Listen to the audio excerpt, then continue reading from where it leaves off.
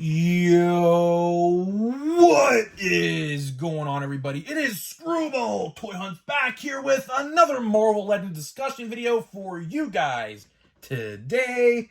And in this video, we're going to be discussing the final day is here for the Giant Man Haslab realistic expectations. In this video, we're going to talk about what's going on today, what's going to happen, of course, at the end when the clock strikes 12 tonight.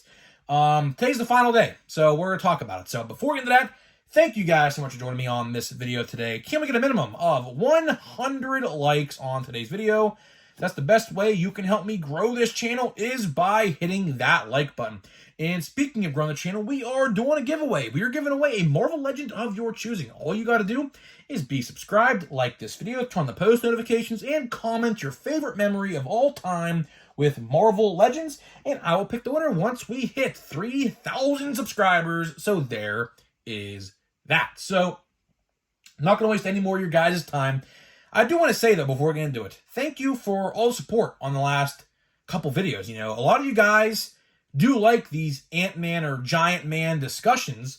A lot of you guys may have probably found me from doing these videos. So, of course, today is probably going to be the last day we're going to talk about it, because, of course, after today, there's no point to talk about it unless it does get funded. We'll do a toy review on it sooner rather than later, like a year from now. But, you know, I mean, I just want to thank you guys for following me. And, you know, if you found me from these videos, I appreciate you. Hopefully you guys stick around after these videos are done, because, of course, we talk all things Marvel Legends. We do toy hunts, which hopefully you guys enjoyed the toy hunt we did a couple days ago at Ollie's and a couple Walmarts. It was a pretty good video. So yeah, so let's get into it. So, special announcement, though. 12 o'clock, or I shouldn't say 12, but 11:10 Eastern Standard Time. Tonight, 11 p.m. Eastern Standard Time, I will be going live on my computer. We're going to do a countdown, the last hour of the Haslab Giant Man, because tonight, when the clock strikes 12, the Haslab is officially over, all right? So if you want to do a live stream, because I'm going to be live, tune in, 11:10 p.m. Eastern Time, so figure that out, your time zone if you're not in Eastern Time. Be there, or be square, as people like to say. So it should be a fun time. We're going to discuss all things toys, and hopefully it's a good time, because it should be. So let's get into it. So let's get into it. So, final day. The final day. Now, to warn you guys, I am recording this on Sunday night at like 11 p.m. So, by the time this video goes live at 1 p.m. Monday Monday afternoon, a lot of stuff could change. But right now, as it currently stands when I'm recording this video, we need about 2,500 people to back this project in about a 25-hour time frame. Now, when this video goes live, that time will be cut in half to about 12 hours or so. Not even. About 11 hours left when the video goes live. So, right now, we're looking at 2,500 people. I don't know about you guys, but it's looking not good. I mean, I have been doing a little bit of a math, you know, for a couple days now to see how much it would take to get done, and it's not looking good. I mean, we needed a couple days ago, like 5 days ago, about 900 people per day from that point to the end date to even get to 10,000. And now, of course, with 24 hours left to go and this video is being made, we need about 2,500. So, you know, the fear of FOMO has definitely kicked in. Of course, that is the fear of missing out, essentially, when something is timed or limited and you're like, oh, I have to get this. I feel like I'm going to miss out, or I'm going to have to pay like a lot of money on the aftermarket if I don't get it right now. You know, that has kicked in. You know, that definitely spiked some numbers. You know, payday, of course, a lot of people were waiting to get paid. Fridays are paydays, of course. So a lot of people are waiting. We did see a huge spike on Friday for that reason alone. You know, payday was Friday, and of course people waited and waited. But it is what it is. And of course, the retro, or I should say, well, it really is a retro Wasp, but the new Marvel Legends Wasp got revealed on Thursday, I believe it was, last Thursday, and that spiked some numbers up a little bit. But, you know, right now we're sitting at like 7,500 or so. Not looking good, man. It's gonna take a lot. You know, it's gonna take a lot of people, a lot of convincing themselves, and a lot of just, I guess, dedication is what the word I'm looking for was. A lot of dedication to get this one done. If it don't get done, it is what it is. The people at the end of the day spoke with their wallets and chose not to back this project. And that will mark 2 failed Hasbro Marvel Legends Haslabs in a row. Of course, I believe the last one was called the Engine of Vengeance or something like that. The Ghost Rider in the car failed miserably. Like, that was a miserable fail. So at least we could say going out of it, if this one does fail, the Giant Man has, I guess, succeeded a lot more, because I think that one only got like 4,000 backers or something like that. So, that one failed tremendously, and I think the price was just absurd, if I recall correctly. I don't know, that was like a year ago. I forget the circumstance that one was under.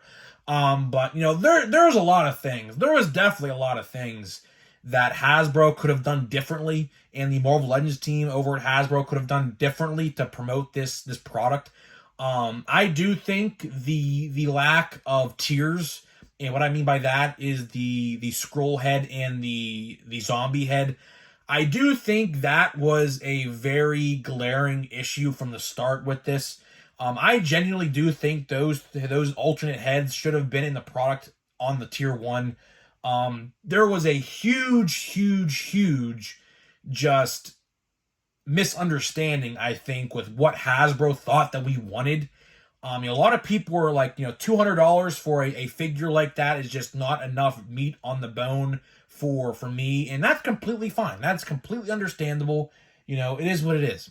People, don't want to buy maybe a $200 figure, and some people like myself, a lot of people can probably attest to this one, don't have the space. I mean, I don't know where I would put it. I genuinely, if this thing does get made, I don't know where I'm putting it.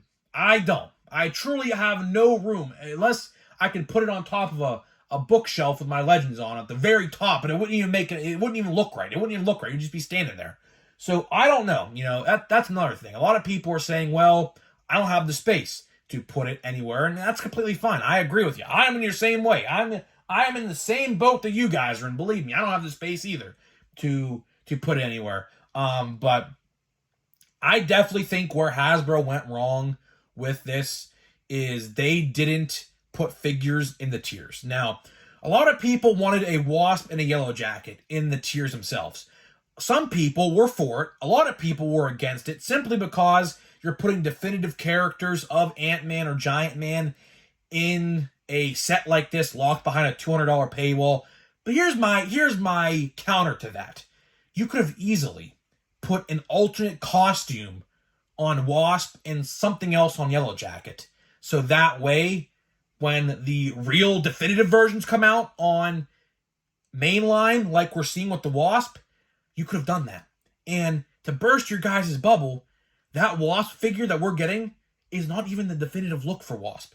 The definitive look for Wasp is the blue, white, and black outfit that goes with this figure. So, really, Hasbro, at the end of the day, could have put that Wasp in that package, and no one would have batted an eyelash, because guess what? It's not the definitive look. Same thing with Yellow Jacket. Or we can even go as far as saying this. We could throw a Hank Pym in there or something like that. Something different. That would have definitely, I'm telling you, would have definitely got this over to 14,000.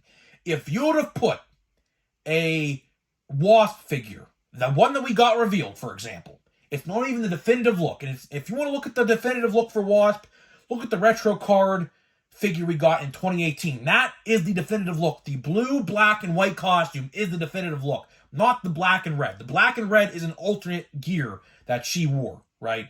So, ultimately, Hasbro could have definitely put that Wasp in the 14,000 tier, and nobody would have batted an eyelash, because it's not the definitive look. And at the 12,000 mark, you could throw whoever in there. I don't care, Ultron, I don't care who you throw in there. Yellow Jacket, Hank Pym in a lab coat, Janet Van Dyne in street clothes. I don't know. You could throw literally whoever at that 12,000 tier. It probably would have been at 12,000 by now, or even 14,000 by now. But here we are talking about a failed Haslab, or a Haslo, as a lot of people like to call it, which I kind of find funny. I never really called it that until people started calling it that in my comment section. Haslo. Yeah, this is a Haslo. I mean, does it get done? I don't think so. I mean, again, I'm in the past. You're watching this in the future. A lot can happen in 12 hours. So when this video goes live can be a whole different circumstance between now and then, right? Another thing I want to talk about, and the last thing I want to talk about, is the international funders.